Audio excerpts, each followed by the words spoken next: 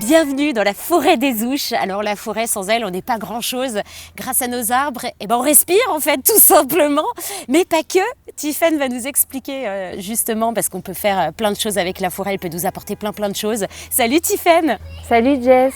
Tu proposes des bains de forêt. Donc c'est des temps d'immersion dans la forêt où justement on se reconnecte à la nature. Les bains de forêt sont très orientés autour du Qigong, de la méditation, du travail de la lenteur, parce que l'idée c'est d'adopter le rythme de la nature. D'ailleurs, c'est parfois assez surprenant quand on a fini les temps et qu'on croise des gens qui se baladent. On se rend bien compte qu'on n'a plus du tout le même rythme en fait. Il y a vraiment un effet de détente qui s'installe quand on prend ce rythme-là. Donc on va à la fois calmer l'esprit et en même temps ouvrir les sens pour mieux se reconnecter à tout ce qui nous entoure. Dans les bains de forêt, moi je propose du Qigong et je propose du Qigong parce que ça a vraiment un sens, parce que la pensée chinoise est inspirée par le vivant et que ça nous permet de sentir la nature en nous en fait. Okay. Et donc là l'idée c'est de se mettre à son niveau, voilà. Et de sentir qu'on fait partie de cet écosystème naturel. C'est aussi ça, c'est effectivement s'inspirer de la nature. Mais il y a aussi plein de choses au niveau curatif, donc on va respirer les terpènes qu'on trouve dans les aiguilles et les feuilles, qu'on trouve aussi dans la résine des conifères.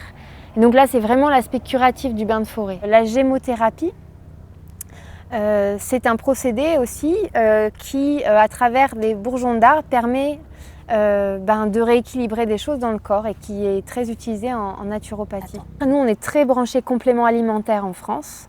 Les Italiens, eux, ils vont directement dans la forêt. C'est un médicament, c'est une médecine quoi, la forêt? Alors oui, bien sûr, c'est une médecine. D'ailleurs, nos médicaments viennent de la nature. On fait toujours une connexion aux arbres quand même dans un bain de forêt. C'est quoi une connexion à l'arbre? Alors une connexion à l'arbre, c'est ce que les gens appellent vulgairement le câlin aux arbres. On vient ouvrir des points énergétiques dans notre corps, qu'on travaille d'ailleurs en Qigong ou même en yoga.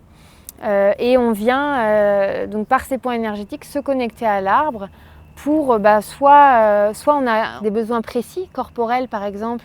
La sylvothérapie, elle est née comme ça au départ. En fait, ce sont des gens qui sont allés se promener en forêt, qui avaient par exemple des maux de dos et qui se posaient à côté d'un arbre. Ils restaient là 1 heure et au bout d'1 heure, ils n'avaient plus du tout de douleur. Ils se sont dit mais c'est quand même bizarre, y a un truc, quoi. Qu'est-ce qui se passe quoi?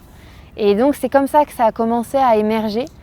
Et ça, c'est le principe vraiment de la biorésonance. Alors, on en parle, il y a une communication entre les arbres.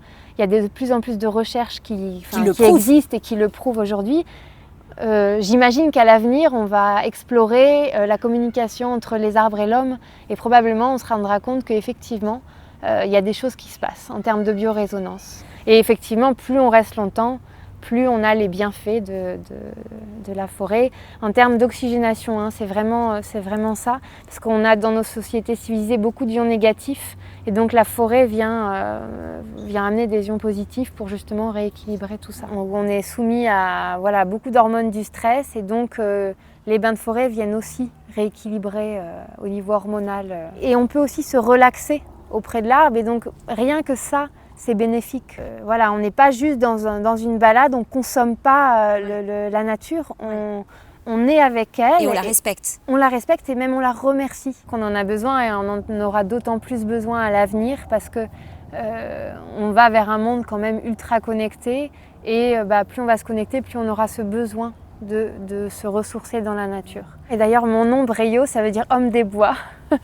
Excellent. Ouais. En tout cas, oui, je pense que si chacun d'entre nous se connectait à la nature, je pense que la pression de l'anxiété générale, elle diminuerait. Donc ça serait déjà un effet positif. Mais nous, en tout cas, dans notre projet, ce qui est important pour nous, c'est vraiment de relier les gens à la nature pour avoir une démarche plus respectueuse, même dans nos vies urbaines. À la fois de redonner une place à la nature, par exemple en végétalisant nos villes, nos toits, donc redonner une place à la nature dans nos vies de tous les jours, et aussi créer du lien avec les éco-gestes qu'on fait, donc aller trier ses déchets, voilà.